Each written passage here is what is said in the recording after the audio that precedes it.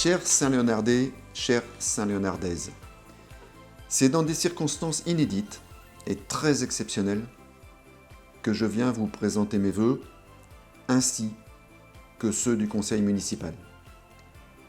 Que dire de cette année 2020, sinon qu'elle représentera dans nos mémoires une année de tous les dangers au plan sanitaire.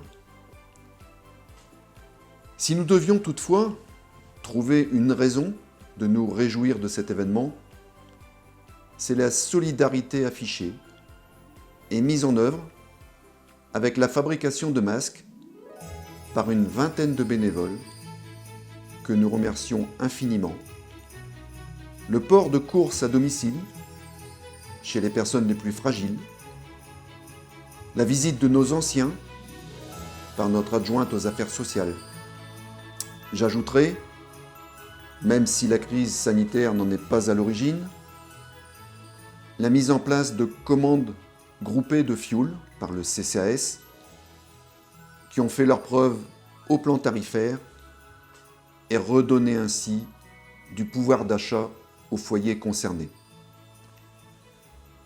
J'associerai également les interventions de l'association de services à domicile, Saint-Léonard Service, qui vient compléter toutes ces actions de solidarité. Autre conséquence extrêmement impactante pour le lien social, l'annulation des services, des activités associatives, tant sportives que culturelles. Voir nos infrastructures vides et notre chapelle inoccupée après tant d'investissements humains pour animer notre commune est une très grande déception et un crève-cœur. Le conseil municipal veillera à accompagner les associations pour reprendre les activités dès que possible. Enfin, comment ne pas penser à nos écoliers, nos enseignants, pour qui cette année 2020 a été une remise en cause permanente, des précautions sanitaires très contraignantes, des craintes et même parfois des doutes. Je veux remercier également nos agents communaux qui ont maintenu et assuré leur mission de service public, en partie en télétravail pour les services administratifs selon les cas, en présentiel pour de nombreux autres. Puis, d'autres conséquences inattendues de la crise sanitaire, des réunions par exemple en visioconférence, des commémorations en l'honneur de nos soldats en petit comité, mais cette crise ne devait en aucun cas effacer l'histoire de nos mémoires.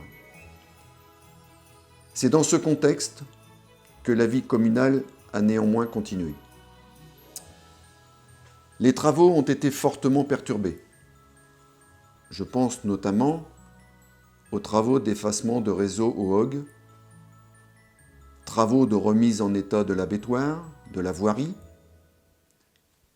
confinement et aléas climatiques ont fortement ralenti les travaux, perturbé la vie des riverains et nous nous excusons des désagréments causés.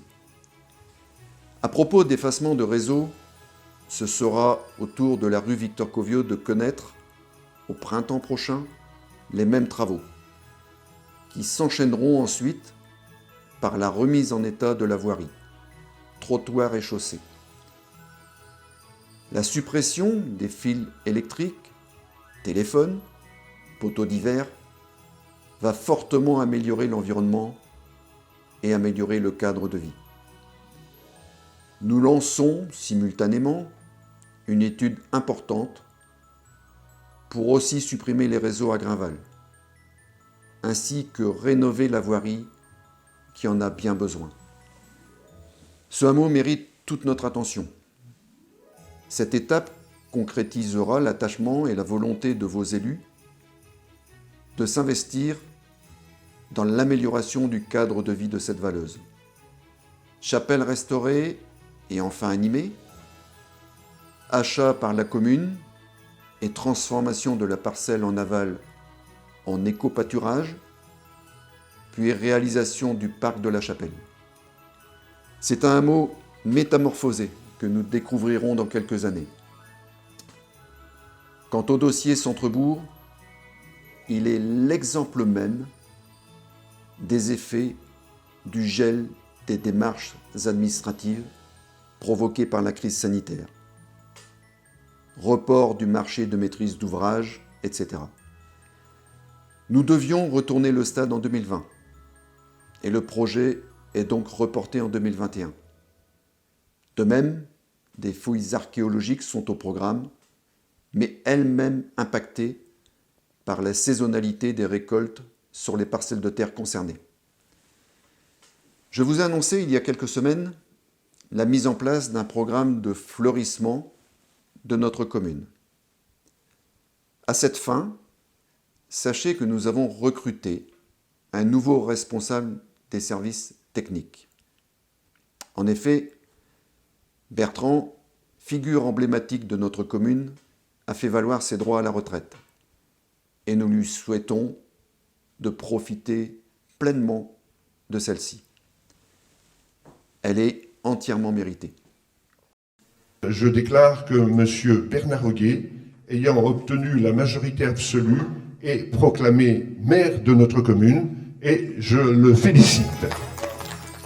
L'année 2020, on l'a presque oublié, a connu des élections municipales. Celles-ci se sont déroulées dans ce contexte sanitaire compliqué, mais, et je m'en réjouis, dans un respect mutuel des listes en présence. Votre conseil municipal a été renouvelé pour moitié, et je peux vous assurer que les nouveaux élus sont très motivés. Nous projeter dans l'avenir, accompagner les personnes dans la difficulté, reprendre dès que possible les animations, ce sont nos premiers objectifs pour 2021. À propos d'élections, je tenais à saluer la mémoire de M. Dufresne, qui nous a quittés récemment. Il a été maire de 1985 à 1989, après M. Lambert et avant Mme Babin. J'aimais à le rencontrer lors des animations dans notre commune et échanger quelques mots avec lui. Allez, rebondissons sur les bonnes nouvelles.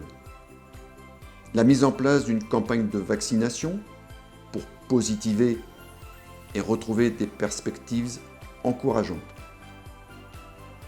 Une belle surprise est aussi survenue ces derniers mois. Un label aussi inattendu que mérité. Saint-Léonard fait partie des villes et villages où il fait bon vivre. Deuxième commune du département dans la strate de 500 à 2000 habitants. Voilà qui nous encourage à poursuivre nos efforts pour toujours rendre notre cité plus attractive. C'est avec cette ambition, pour notre commune, que je terminerai ces quelques mots. Que cette année 2021 soit celle du retour à la vie d'antan, à la convivialité et au lien social. Protégez-vous et bonne année 2021. Je vous remercie.